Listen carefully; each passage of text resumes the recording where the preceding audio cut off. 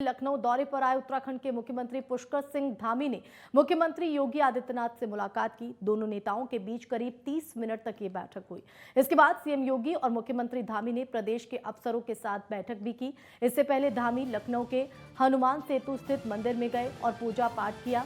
उत्तराखंड के मुख्यमंत्री लखनऊ में 9 नवंबर से शुरू हुए उत्तराखंड महोत्सव का समापन करेंगे। इस दौरान भोलेनाथ अधीर, डॉक्टर देवेश अवस्थी, हरिप्रकाश हरि और अन्य कवियों ने भी काव्य पाठ किया है। उत्तर प्रदेश और उत्तराखंड के बीच सालों से चला आ रहा परिसंपत्ति विवाद भी सुलझता नजर आ रहा है। लखनऊ के 2 दिवसीय दौरे पर गए उत्तराखंड के मुख्यमंत्री पुष्कर सिंह धामी ने उत्तर प्रदेश के मुख्यमंत्री योगी आदित्यनाथ से गुरुवार को शिष्टाचार भेंट की। इस दौरान मुख्यमंत्री धामी ने उत्तराखंड से जुड़े कई विषयों पर चर्चा की। वार्ता के दौरान परिसंपत्ति विवाद पर भी सहमति बन गई और इतना ही नहीं, दोनों सरकारों के बीच सभी विवादों पर सहमति बनी है।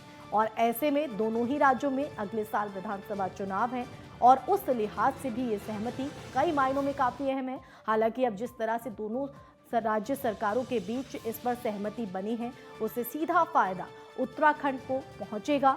ऐसे में अब देखना होगा कि किस तरह से अब इसको अमल में लाया जाता है। ये उसी दौरान की तस्वीरें हैं जब पुष्कर सिंह धामी सीएम योगी के साथ शिष्टाचार मुलाकात करते हुए यहाँ पर उनकी तरफ से भेंट भी यहाँ पर सीएम योगी आदित्यनाथ को दी गई और सीएम योगी आदित्यनाथ ने भी पुष्कर धामी को राम मंदिर के मॉडल को भेंट किया।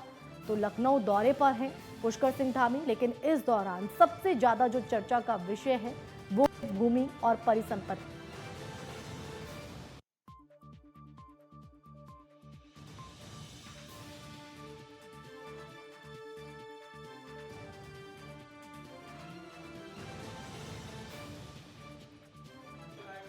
और देहरादून से हमारे संवाददाता उपेंद्र राणा लाइव जुड़ गए हैं, उनका रुख कर लेते हैं। उपेंद्र, 21 सालों पुराना विवाद अब सुलझता नजर आ रहा है।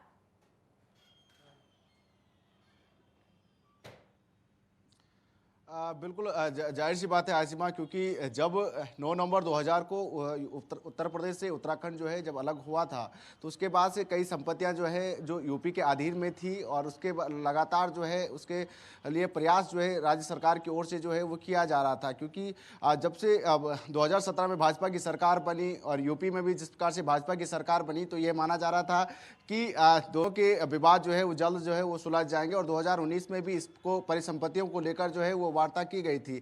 लेकिन आज 21 साल बाद जो है वार्ता जो है वो सफल मानी जा रही है, क्योंकि कई मसलों पर जिस प्रकार से बातचीत की गई है, क्योंकि देखा गया है कि जो उत्तर प्रदेश की संपत्ति जो उत्तराखंड में थी, उन संपत्तियों को जो है वो अब यूपी को दी जाएगी। क्योंकि अब जिस प्रकार से बैठक की गई 2 दिवसीय दौरे पर, जिस प्रकार से उत्तराखंड के मुख्यमंत्री पुष्कर सिंह धामी उत्तर प्रदेश में गए थे और आज जिस प्रकार से आधे घंटे की जो बैठक परिसंपत्ति को लेकर जो अधिकारियों के साथ हुई है, उसमें यह कहा गया है कि ज्वाइंट सर्वे जो है दोनों राज्यों के बीच में जो ज्वाइंट सर्वे होगा, जो भी संपत्ति उत्तर प्रदेश की है वो पूरी संपत्ति जो है उत्तर प्रदेश को दी जाएगी और जो उत्तराखंड की जो संपत्ति यूपी के अधीन है वो संपत्ति जो है अब उत्तराखंड को जो है वो दी जाएगी, जो कि अब मील का पत्थर जो है वो साबित हो सकता है। क्योंकि देखा गया है कि जिस प्रकार से जो यहाँ पर किच्छा की तरफ की अगर बात की जाए, तो यहाँ पर जो सर्वे हुआ है इसमें 1700 आवास ऐसे हैं जो यूपी के अधीन में आते थे, उनको जो है वो यूपी उत्तराखंड के अधीन आते थे, लेकिन अब उनको जो है यूपी में दिया जाएगा। ये बैठक में जो है वो तय किया गया है। साथ ही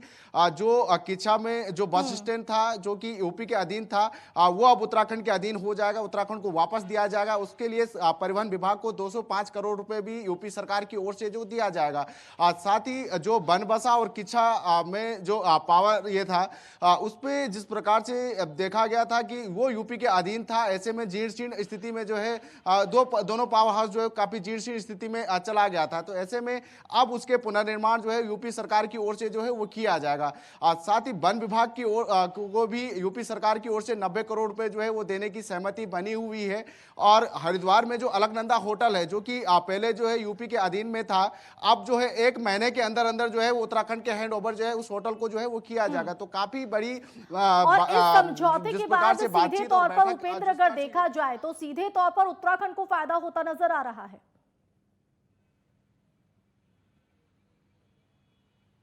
बिल्कुल जाहिर सी बात है क्योंकि 21 साल का इंतजार जो है बड़ा इंतजार जो है उत्तराखंड ने किया है और इसको लेकर लगातार जो सरकारें जिस प्रकार से लगातार बातचीत करती हुई नजर आई थी और लगातार जो इस पर जो है जो बातचीत हो तो रही थी लेकिन धरातल पर जो है इस पर काम होता हुआ नहीं दिखाई दे रहा था। लेकिन इससे जो है अब आने वाले समय में काफी फायदा जो है वो होगा क्योंकि उत्तराखंड को जो है अपनी संपत्ति जो है वो वापस मिल जाएगी, साथ ही उस पर जो है अधिकार भी उत्तराखंड का हो जाएगा। क्योंकि जिस प्रकार से अगर देखा जाए गंग नहर का मामला ही अगर देखा जाए तो काफी लंबे विवाद जो है वो गंग नहर को लेकर जो चल रहा था, ऐसे में अब वहां पर जो है साहसिक और पर्यटक के लिए जो है मंजूरी मिल गई है कि यहाँ पर जो है साहसिक खेल जो पानी के जो साहसिक खेल है और पर्यटन के लिए उसके लिए मंजूरी मिल गई। तो ऐसे में पर्यटन के क्षेत्र में भी काफी बड़ा योगदान जो है वो होगा। साथ ही अगर किच्छा की अगर बात की जाए जिस प्रकार से जो परिसंपत्ति जो यूपी के इसमें थी उसमें परिवहन विभाग को काफी दिक्कतों का सामना करना पड़ रहा था। जो बस स्टैंड था वो यूपी के अधीन था, तो ऐसे में काफी दिक्कतें वहां पर हो रही थी। तो ऐसे में अब वो संपत्ति जो है उत्तराखंड को मिल गई है और साथ ही 205 करोड़ रुपए जो है यूपी सरकार जो है उत्तराखंड को देगी। और जो जीर्णशीर्ण परिस्थिति स्थिति में जो भवन है उन स्थितियों को भी कहीं ना कहीं ठीक करने का काम जो है यूपी 21 सरकार सालों करेगी। से और साथ ये ही विवाद जो है काफी लंबा वक्त यहाँ पर देखा गया। हालांकि देर सबेर सही फल यहाँ पर सब्र का जो है मिल चुका है। ये जो सकारात्मक संकेत यहाँ पर देखे गए हैं, क्या इसके पीछे एक बहुत बड़ी वजह ये मानी जाए कि दोनों ही राज्यों में बीजेपी की सरकार है? क्या उसका फायदा यहाँ पर?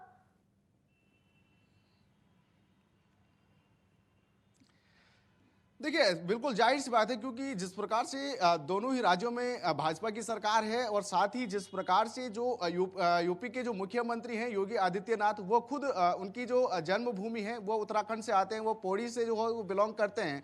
ऐसे में कहीं ना कहीं उत्तराखंड के लिए उनका भी कहीं ना कहीं ये देखा जा रहा है कि सॉफ्ट पॉइंट जो है वो देखा गया है कि उत्तराखंड की जो परिसंपत्ति, क्योंकि अभी से अगर इससे पहले की बात की जाए तो जिस प्रकार से सपा और बसपा की सरकारें यूपी में रही है, ऐसे में कई बार जो है यहाँ से परिसंपत्ति विवाद को लेकर बातचीत तो रही, कई बार बातचीत हुई भी, लेकिन सकारात्मक हल जो है वो नहीं निकाला गया। लेकिन आज जिस प्रकार से 21 साल बाद जो है जिस प्रकार से बैठक हुई, बातचीत हुई, आधे घंटे के दरमियान जो बातचीत हुई उसमें जो है सकारात्मक पहलू ये रहा कि जो संपत्ति विवाद है उसमें वो हल होता हुआ दिखाई दे रहा है। जिस प्रकार से कई सारी चीजों पर जो है जल्द से जो है कार्रवाई करने की बात जिस प्रकार से की, तो ये माना जा सकता है कि अब सहमति तो यहाँ पर बन गई है, लेकिन इसे अब अमल में किस तरह से लाया जाएगा, कब तक ये अमल में आ जाएगा और साथ ही आने वाले चुनावों पर भी क्या इस सहमति का असर पड़ेगा?